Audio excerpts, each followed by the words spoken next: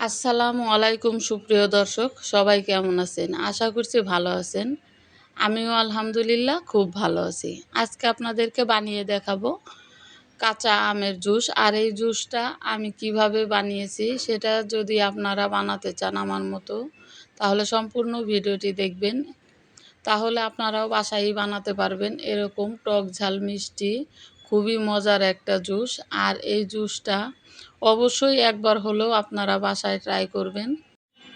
এই প্রচণ্ড গরমের সময় যদি এরকম জুস খাওয়া যায় তাহলে সবারই ভালো লাগে। আমার তো খুবই ভালো লাগে। আপনাদের কাছে কেমন লাগে সেটা অবশ্যই কমেন্ট করে জানাবেন। আর আমার এই ভিডিওটি যদি আপনাদের ভালো লাগে তাহলে প্লিজ একটা লাইক দিয়ে আপনারা আপনাদের ফ্রেন্ডস অ্যান্ড ফ্যামিলির সাথে শেয়ার করে দেবেন। আর যারা এখনও আমার চ্যানেলটিকে সাবস্ক্রাইব করেননি তারা প্লিজ আমার চ্যানেলটিকে সাবস্ক্রাইব করে আমাকে সাপোর্ট করে যাবেন। তো চলুন রেসিপিটি দেখে নেই। আমি আজকে 3টা আম দিয়ে জুসটা বানাবো। তো আমগুলো আমি খুব ভালোভাবে ধুয়ে আমি ছোট ছোট পিস করে কেটে নিয়েছি, এতে ব্লেন্ডারে জুসটা তৈরি করতে সুবিধা হবে। তো এখানে আমি একটা ব্লেন্ডারের জাগের ভিতরে আমগুলো ঢেলে দিচ্ছি। সবগুলো আম দেয়া হয়ে গেলে এখানে আমি দেব পুদিনা পাতা। আর এই পুদিনা পাতার ফ্লেভারটা অনেকটাই স্ট্রং হয়ে থাকে, সেজন্য অল্প পরিমাণে দিতে হবে। আপনারা যারা পুদিনা পাতার ফ্লেভারটা নিতে পারেন না তারা এই পুদিনা পাতাটাকে স্কিপ করতে পারেন। তো পুদিনা পাতাটা দিয়ে দেওয়ার পর এখানে দেব কালো গোলমরিচের গুঁড়া 1 চা চামচ।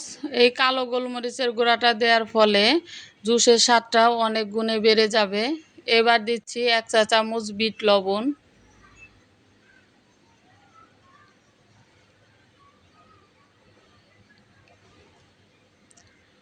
1 চা চামচ দেব সাধারণ লবণ, দেব 1 টেবিল চামচ লেবুর রস। এই লেবুর রসটা কিন্তু এখানে দিতেই হবে। দেব 3টি কাঁচামরিচ। কাঁচামরিচগুলো আমি একটু ভেঙে দেব।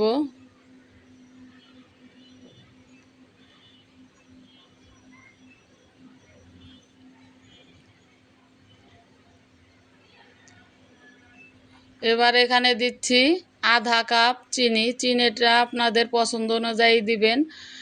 আপনারা যারা কম মিষ্টি খান তারা একটু কমিয়েও দিতে পারেন। আসলে আমের মিষ্টির উপরে এই চিনিটা ডিপেন্ড করবে। তো এবার আমি এখানে দিয়ে দিচ্ছি 1.5 কাপ পানি। পানিটা দেয়া হয়ে গেলে এবার আমি ব্লেন্ড করে নেব। খুব ভালোভাবে ব্লেন্ড করে নিতে হবে, এতে করে আমের যে শক্ত অংশগুলো আছে সেগুলো থাকবে না, আর জুসটা খেতেও ভালো লাগবে। তো বেশ কিছুক্ষণ ধরে আমি এই জুসটাকে ব্লেন্ড করে নিলাম। এবার আমি আপনাদেরকে ঢাকনাটা খুলে দেখিয়ে দেব যে জুসটা কেমন হয়েছে।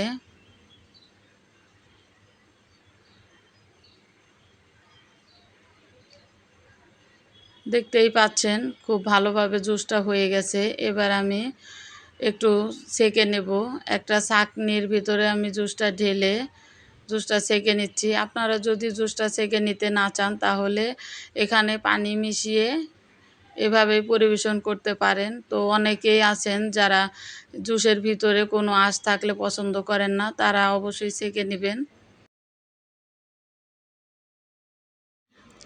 তো আমার জুসটা সেঁকে নেওয়া হয়ে গেছে। এবার আপনাদের আমি একটু ঢেলে দেখিয়ে দিচ্ছি। জুসের ভিতরে আপনারা আপনাদের পছন্দ অনুযায়ী ঠান্ডা পানি মিশিয়ে নেবেন। এখানে ঘনত্বটা আপনাদের পছন্দ অনুযায়ী করবেন। আমি আমার পছন্দ অনুযায়ী পানি মিশিয়ে নিয়েছি। তো এবার আমি এখানে কয়েক টুকরো বরফ দিয়ে দিলাম। অবশ্যই এখানে বরফটা দিতে হবে, এতে খেতে জুসটা অনেক ভালো লাগবে। এবার 1 টুকরা করে লেবু দিয়ে দিলাম এখানে। এই ভিডিওটি দেখার পর অবশ্যই একবার হলেও বাসায় ট্রাই করবেন। আর এতক্ষণ যারা আমার এই ভিডিওটি দেখেছেন তাদেরকে অসংখ্য ধন্যবাদ। আজকে এই ভিডিওটি আর বড় করব না। সবাই খুব ভালো থাকবেন আর আমার জন্য দোয়া করবেন। আজকের মতো এখানেই বিদায় নিচ্ছি। আসসালামু আলাইকুম। আল্লাহ হাফেজ।